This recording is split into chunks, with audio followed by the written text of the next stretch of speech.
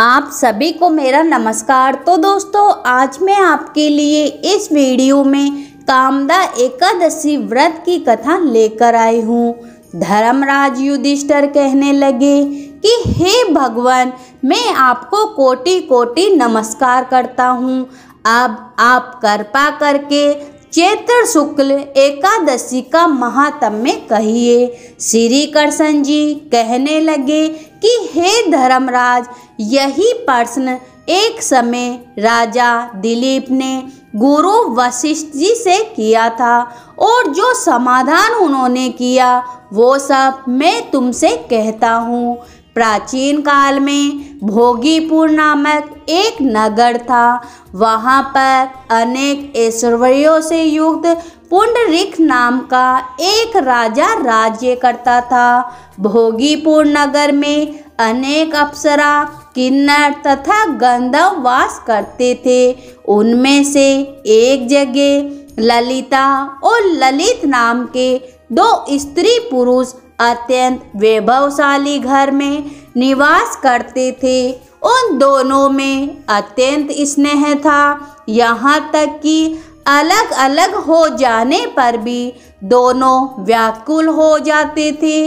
एक समय पुंडरीक की सभा में अन्य गंधर्वों सहित ललित भी गान कर रहा था। गाते गाते उसको अपनी प्रिय ललिता का ध्यान आ गया और उसका स्वर भंग होने के कारण गाने का स्वरूप बिगड़ गया। ललित के मन के भाव जानकर काकरोट नामक नाग ने पदभंग होने का कारण राजा से कह दिया। तब पुंडरीक ने क्रोधपूर्वक कहा कि तू मेरे सामने गाता हुआ अपनी स्त्री का स्मरण कर रहा है, अतः तू कच्चा मांस और मनुष्यों को खाने वाला राक्षस बनकर अपने किए कर्मों का फल भोग कर।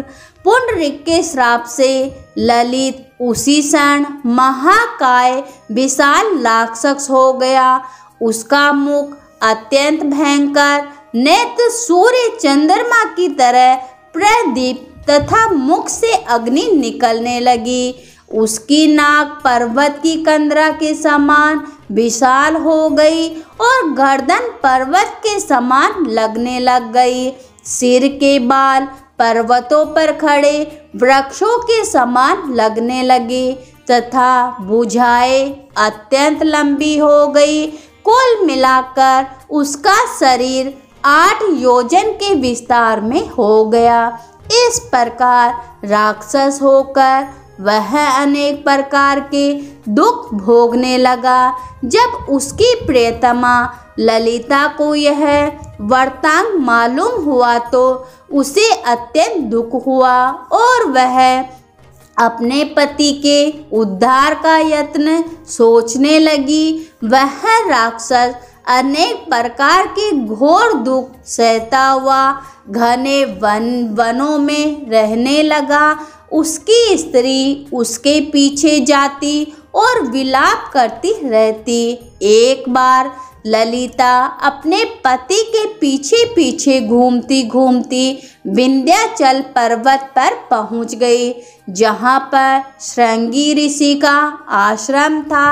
ललिता शीघ्र ही श्रृंगी ऋषि का आश्रम में चली गई और वहां जाकर विनीत भाव से प्रार्थना करने लगी। उसे देखकर श्रृंगी ऋषि बोले कि हे सुभ्रज्ञ, तुम कौन हो और यहाँ किस लिए आई हो? ललिता बोली कि हे मुने, मेरा नाम ललिता है। मेरा पति राजा पुंडरीक के श्राप से विशालकाय राक्षस हो गया। इसका मुझको महान दुख है। उसके उद्धार का कोई उपाय बताइए। ऋषि श्रृंगी बोले कि गंधर्व कन्या, अब चैत्र शुक्ल एकादशी आने वाली है, जिसका नाम कामदा एकादशी है। इसका व्रत करने से मनुष्य के सब कार्य सिद्ध होते हैं। यदि तुम कामदा एकादशी का व्रत कर उसके पुण्य का फल अपने पति को दे दो तो वह शीघ्र ही राक्षस योनि से मुक्त हो जाएगा और राजा का श्राप भी अश्वमेध शांत हो जाएगा।